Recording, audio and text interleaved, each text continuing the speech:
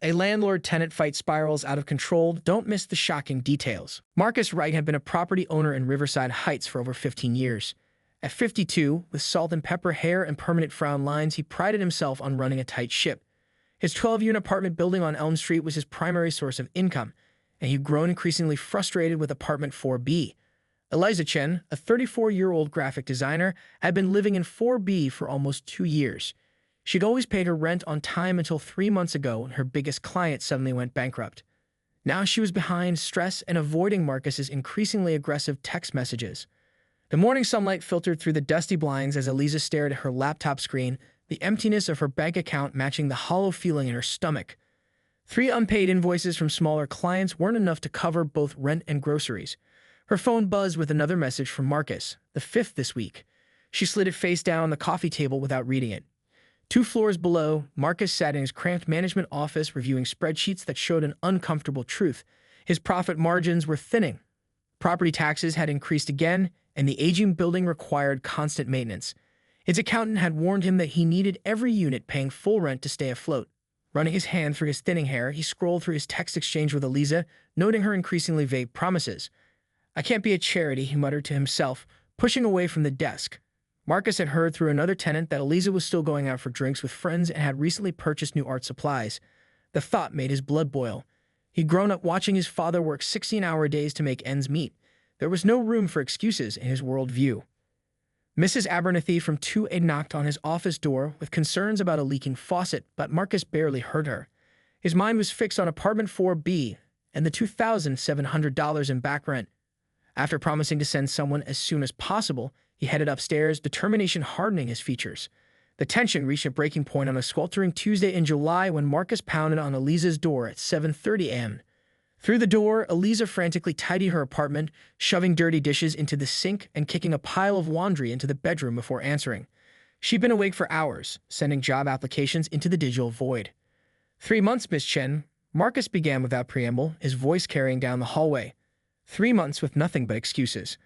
Eliza stood in the doorway, her oversized t-shirt and hastily pulled back hair making her look younger and more vulnerable than her 34 years. "Mr. Wright, please. I'm not trying to take advantage. I've been interviewing for a new position at. I don't need stories. I need rent," Marcus cut her off, noticing Mrs. Peterson from 4 appearing through her cracked door.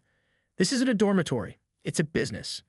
Their heated exchange in the hallway, with Marcus threatening eviction and Eliza pleading for more time, was overheard by several neighbors.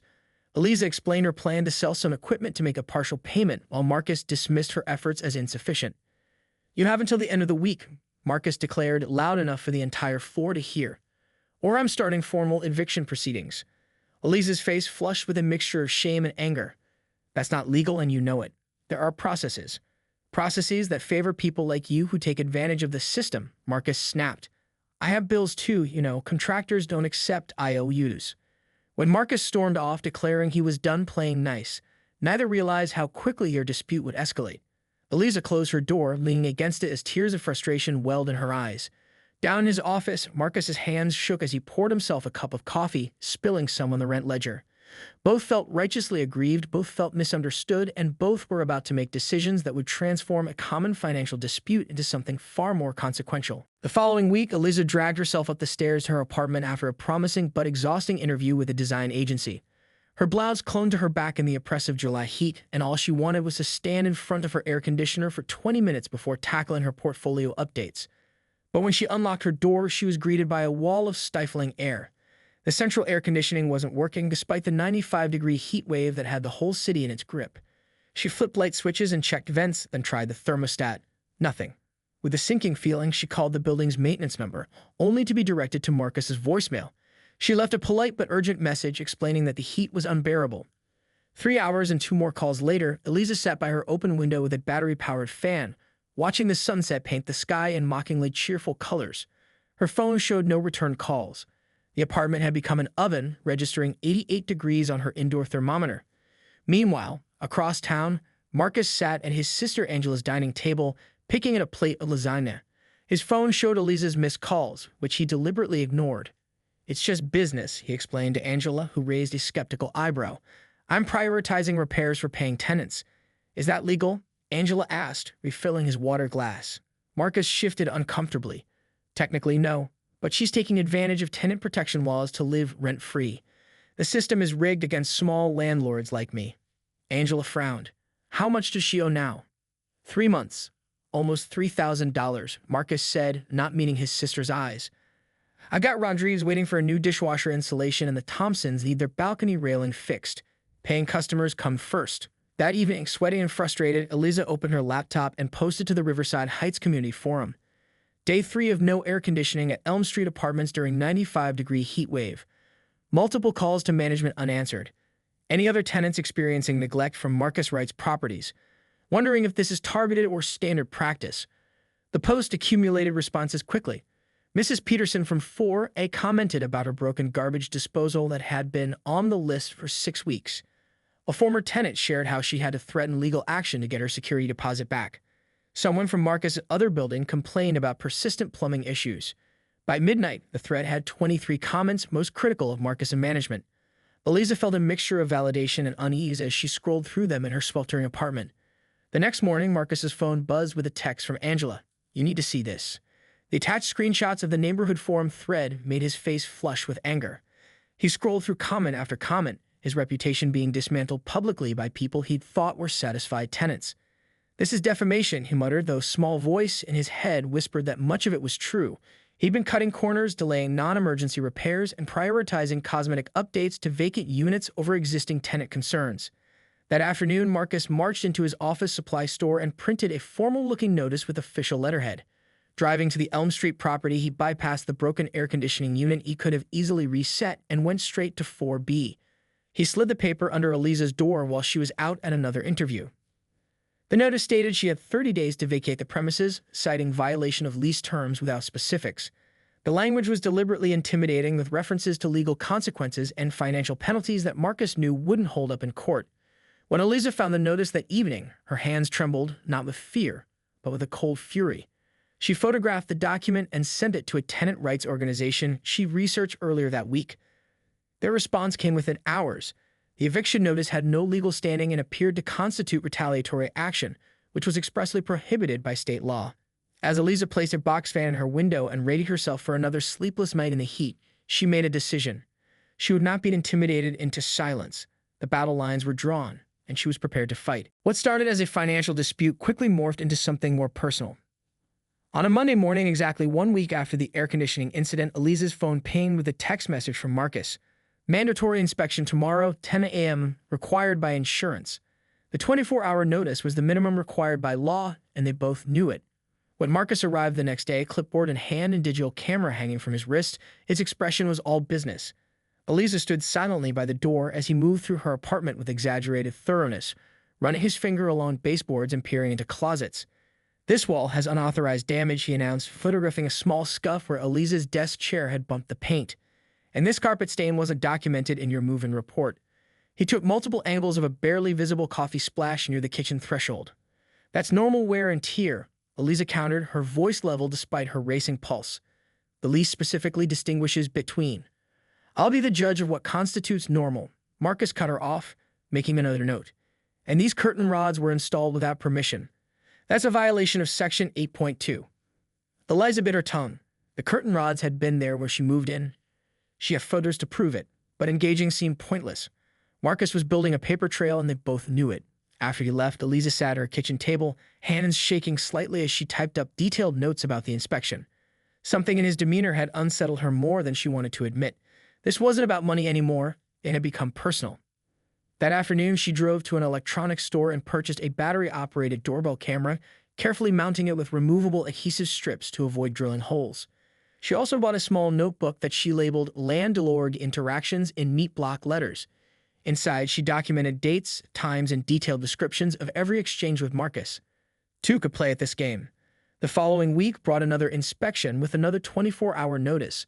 This time, Marcus brought a maintenance worker who remained silent throughout the process. Eliza's doorbell camera captured Marcus instructing the man outside her door, "Look for anything we can use." After this second intrusion, Eliza began documenting building code violations with methodical precision. The flickering hallway light that created a strobe effect outside her neighbor's apartment. The washing machine in the basement laundry room that had been temporarily out of service for nearly a year, with a handwritten sign perpetually promising repairs next week. The fire extinguisher with an inspection tag dated 18 months earlier. She created a spreadsheet with dates, photographs, and relevant sections of the municipal building code. When she emailed copies to both Marcus and the city's housing department, copying all other tenants, the response was immediate and divided. Marcus called her within minutes, his voice tight with controlled anger. "You're making a big mistake, Ms. Chen. If you want to play hardball, remember who owns the building." The other tenants had varied reactions. Mrs. Peterson from 4A brought Eliza a homemade casserole that evening, whispering, "It's about time someone stood up to him." Mr. Tanner from 2B avoided eye contact in the hallway, clearly uncomfortable with the conflict. The young couple in 3C slipped a note under her door. "Please leave us out of this. We can't risk our housing." The Rivera family in 1A, who had always been friendly with Marcus, now gave Eliza cold stares in the lobby. She overheard Mrs. Rivera telling another tenant, "If you can't pay rent, you should move. She's making trouble for everyone." By the third week of their escalating battle, the entire building had been drawn into the conflict's orbit. What had begun as a private financial matter between landlord and tenant had transformed into a community divide, with each side growing more entrenched by the day. Eliza found an unmarked envelope under her door one evening containing a printout of tenant eviction stories and the scrawled message, "Is this worth it?" She couldn't tell if it came from Marcus or a concerned neighbor, but the implied threat was clear. That night, she added a door security bar to her growing collection of defensive measures. On a rain-soaked evening in late August, the remnants of a summer storm left puddles across the parking lot of the Elm Street building. Marcus was returning from a frustrating meeting with his accountant, who had delivered unwelcome news about quarterly taxes. His wipers squeaked against the windshield as he pulled into his reserved spot, noticing an unusual number of cars in the visitor parking area. As he entered the lobby, shaking raindrops from his jacket, the sound of multiple voices stopped him short. Eliza sat in the center of the room, surrounded by a semicircle of folding chairs occupied by 8 residents. An unfamiliar woman in a charcoal pantsuit stood beside a portable whiteboard with Tenant Reichs in Riverside Heights written across the top. Any landlord retaliation following a complaint about habitability issues is expressly prohibited by state law, the woman was explaining, gesturing to a bulleted list. This includes selective enforcement of rules, unreasonable inspections, or threats of eviction. Marcus recognized Mrs. Peterson, the Rivera family, the young couple from 3C, and several other tenants. Their presence felt like a betrayal. His building, his tenants, meeting behind his back. What the hell is going on here? His voice echoed against the tile floor. The room fell silent as every head turned toward him. The woman in the pantsuit straightened her posture, extending a hand professionally. "Mr. Wright, I'm Diana Patel from the Riverside Heights Housing Authority. We're conducting an informational session at Ms. Chen's request. You're welcome to join us." Marcus ignored her outstretched hand, scanning the faces in the room. Some tenants looked away uncomfortably. Others watched with undisguised interest. "This is private property," he said, his voice trembling slightly. "You can't just hold meetings without permission." Eliza stood, her expression calm but resolute. "Actually, Marcus, the common areas are for residents' use. There's nothing in the lease prohibiting gatherings. I checked." Rain pounded against the windows as thunder rumbled in the distance. The atmospheric tension matched the mood inside. "Everyone needs to leave. Now." Marcus's voice rose as he gestured toward the door. "This meeting is unauthorized." Diana Patel stepped forward. "Mr. Wright, I understand your concern, but these residents have a legal right to—" "No. This ends now." Marcus was shouting, his face flushed red beneath his graying temples. "This is a coordinated harassment campaign against me, and I won't stand for it." The tenants exchanged nervous glances. Mr. Rivera quietly ushered his wife toward the door. The young couple followed, murmuring apologies. "We're not leaving," Eliza said quietly but firmly. "We're exercising our rights as tenants to organize and educate ourselves." Something inside Marcus snapped. 3 months of unpaid rent. Weeks of public criticism. The housing authority in his building. And now this defiance right to his face. He stepped forward and grabbed Eliza's arm just above the elbow, his fingers digging into her flesh. "You need to leave. Now." His intention had been to guide her toward the door, but the moment his hand closed around her arm, he knew he'd crossed a line. Gasps echoed through the lobby. Mrs. Peterson's hand flew to her mouth.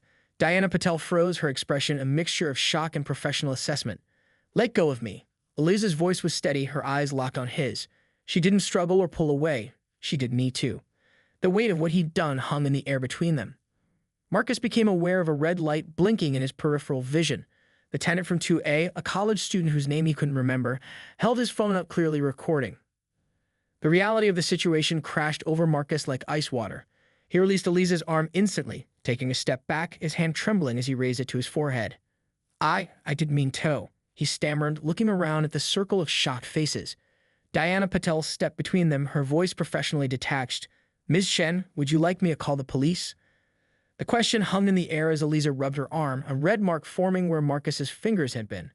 The storm outside intensified, rain lashing against the windows as the lobby lights flickered briefly. "Yes," Eliza said finally. "I think that would be best." By the following morning, the 8-second video clip of Marcus grabbing Eliza's arm had been shared hundreds of times on social media.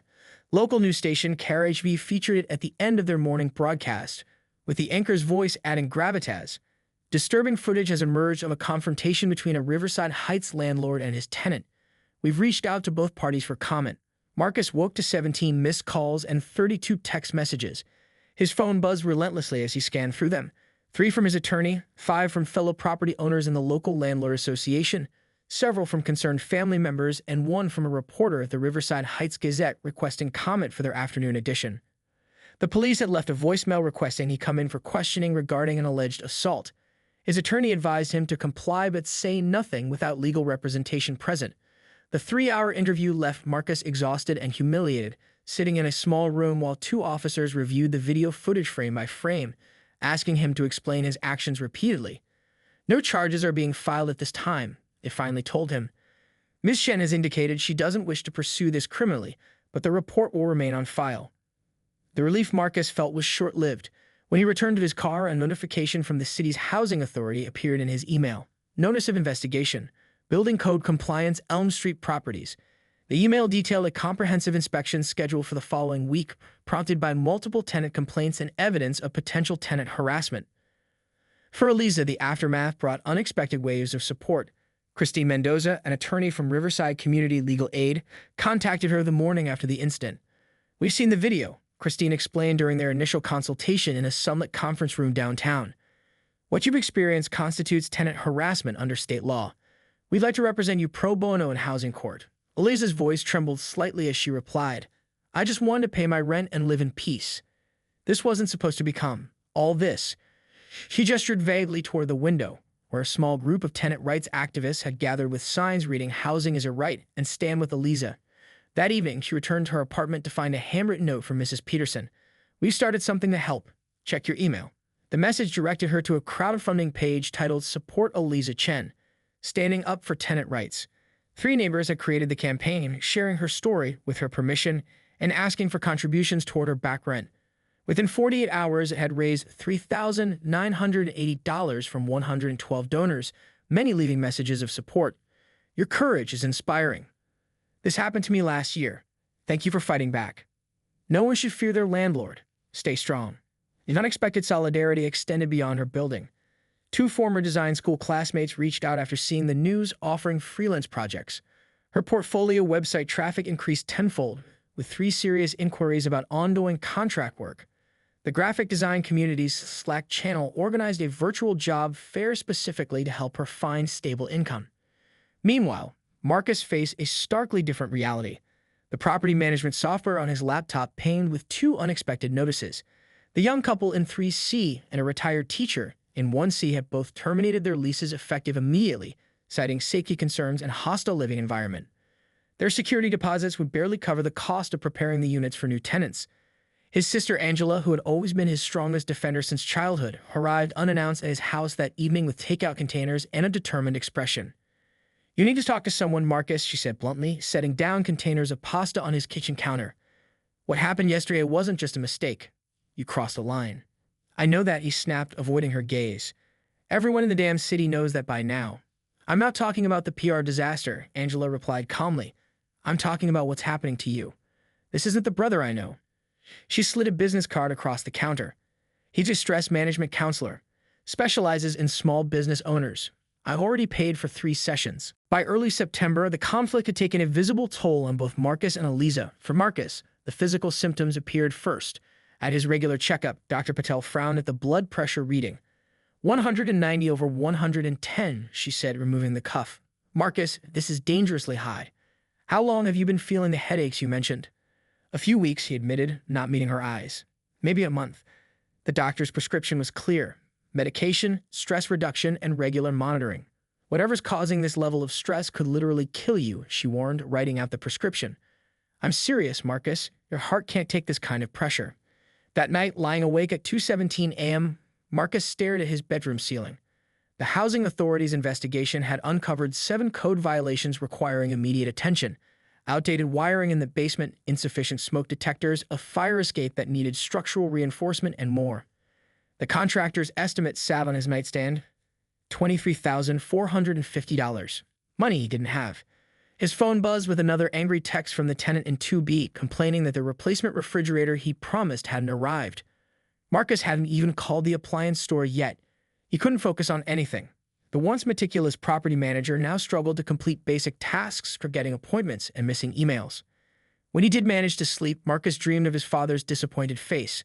Amelia Wright had worked 16-hour days cleaning office buildings to save for their first modest duplex. Property is security, he told Marcus repeatedly, but only if you respect it and respect the people who live in it. 3 miles across town, Eliza sat surrounded by past due notices on her kitchen table. The crowdfunding money had helped with the back rent, but her car insurance had lapsed, her credit card was maxed out, and she'd missed a student loan payment for the first time in her life. A freelance project that should have taken 3 days had stretched to 2 weeks as she struggled to concentrate. Her phone showed a missed call from her mother in California. She couldn't bring herself to return it. How could she explain that her life had become consumed by this conflict, that she jumped at every sound in the hallway, certain it was Marcus coming to retaliate? This isn't sustainable, her therapist had told her that afternoon. You have the legal right to stay, but at what cost to your mental health? Sometimes victory means walking away. The thought of moving brought its own anxiety. Breaking the lease could damage her already tenuous credit. Moving costs, security deposits, first and last month's rent. Even with her recent freelance work, the numbers didn't add up. And the housing market in Riverside Heights had only gotten tighter. Affordable apartments were scarce. The clock ticked past midnight as Eliza scrolled through apartment listings on her phone, each one reinforcing the impossibility of her situation. A notification popped up, another comment on the video that had gone viral. She hadn't watched it since that night, couldn't bear to see herself in that vulnerable moment, but strangers on the internet dissected it endlessly. She was clearly provoking him. Landlord scum getting what he deserves. Why didn't she just pay her rent? Hope she sues him for everything. Eliza closed the app, feeling sick. She'd become a symbol. Her personal struggle transformed into content for others to consume and judge. This wasn't what she wanted. She had simply needed more time to pay her rent during a financial setback. How had it spiraled into this public battle that was destroying both their lives? Morning light filtered through her blinds as she finally drifted into a fitful sleep, fully clothed on top of her unmade bed. On her nightstand, a business card from a prospective employer lay forgotten, a voicemail from them unreturned.